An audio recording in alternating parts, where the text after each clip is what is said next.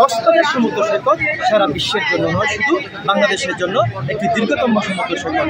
এই সমুদ্র সৈকতে কক্সবাজারে বেড়াইতে আসা বাংলাদেশের বিভিন্ন প্রান্ত থেকে পর্যটকরা এখানে হয়রানির শিকার হচ্ছে তাদের নিজ মালামাল নিয়ে। এই নিজ মালামালগুলো নির্দিষ্ট স্থানে গচ্ছিত না রাখার কারণে এই মালামালগুলো হারিয়ে যাচ্ছে, এমনটি আমাদের জানিয়েছেন। আমি যদি আপনাদের সামনে দেখার চেষ্টা করি, ভাই আপনার নাম কি? আমার নাম রুবেল। রুবেল, আমি অস্ট্রেলিয়া প্রবাসী। অস্ট্রেলিয়া প্রবাসী? জি জি। আচ্ছা, আমি যখন দেশে ঘুরতে আসলাম সেজন্য আমার ফ্রেন্ড সার্কেলে আমি এখানে বেড়াতে আসলাম। আসার পরে যেটা দেখলাম যে এখানে complete everything is chaos. They have no discipline. Like for example, if you want to eat something or if to buy something, they always try to like as a manipulate you with the little things. They want to you need to pay high price for that.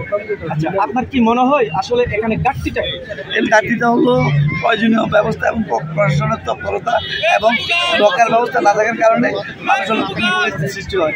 কারণ এখন আপনি যদি আপনি pant shirt পরে আসছেন, এখন আপনার এখানে দেখা গেল কি আপনি শর্ট করে আপনি পিছিয়ে নামবেন বা আপনার স্যান্ডেল পরে পিছিয়ে নামবেন, আপনি পরবর্তী দেখা গেলো এটা কোথাও রাখলেন, রাখার পরে এটা কেউ নিয়ে যাচ্ছে আর আপনার সামনে নিয়ে যাচ্ছে, আপনি কেউ কিছু বলার নাই। কারণ এটা লকের থাকলে লকের প্রয়োজন আছে কিনা ভাই? অবশ্যই প্রয়োজন আছে, এটা অতীব প্রয়োজন।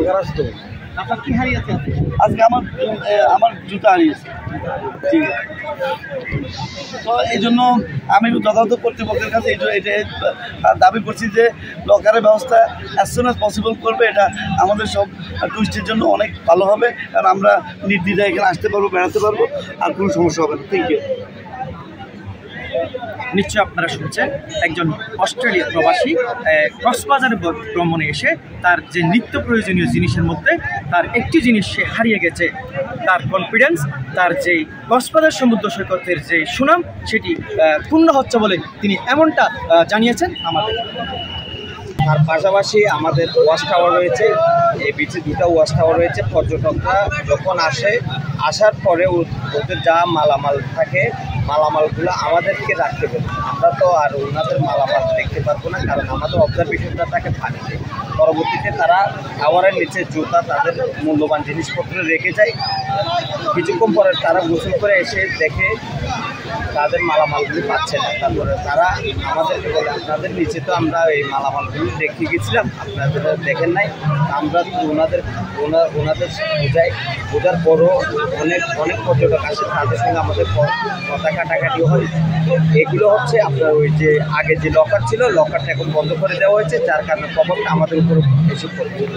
আমি এই যে এখানে রাখলাম, শুটে রাখলাম, মানে ওখানে কেন্দ্র রাখছেন। এখানে কিছু যেই জেলা প্রশাসন থেকে এবং টুরিস্ট পুলিশ থেকে যে এখানে লকারের ব্যবস্থা করা হয়েছে, আপনি ওখানে রাখেন না কেন? ওটা সম্পর্কে আমার জানা ছিল না। আমি ভাবছি যে এখানে তো আপনার রেস্কিউ টিম আছে, তো ওদের নিচে রাখলে হয়তো এটা সেফ থাকবে, সেজন্য আমি এখানে রেখেছি।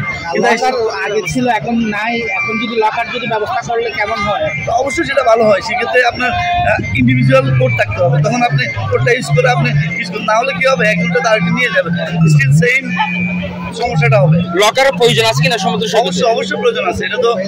এটা হলো অতি প্রয়োজনীয়, ভেরি এসেনশিয়াল রাইট নাও। আমি এখানে জুতো রাখছি, এখানে লকার না থাকার কারণে জুতো হারাই গেছে।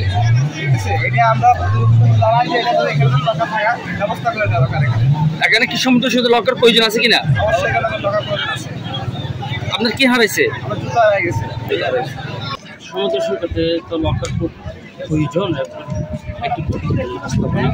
আমাদের দীর্ঘদিন আগে লকার ছিল, তাহলে আপনার গত কিছুদিন আগে আমাদের লকার অতিরিক্ত হওয়ার কারণে জেলা প্রশাসন মহোদয় এগুলো আপাতত সরিয়ে রেখেছে।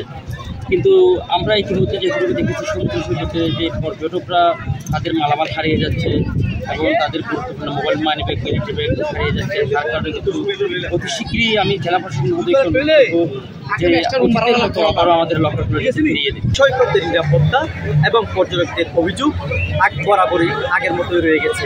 আমি কক্সবাজার থেকে সিরাজুল ইসলাম আজাদ, দৈনিক জবাবদিহি, মাল্টিমিডিয়া।